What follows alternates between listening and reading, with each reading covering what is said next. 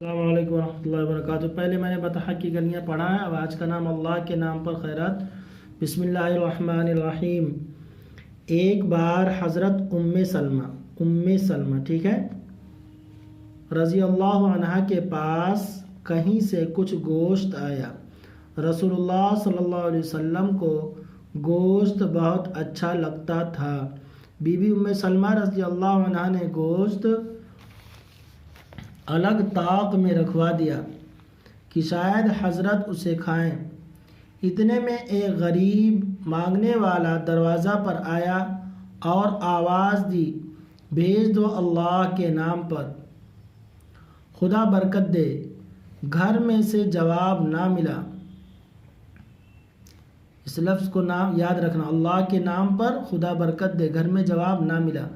غریب مانگنے والا چلا گیا۔ اتنے میں رسول اللہ صلی اللہ علیہ وسلم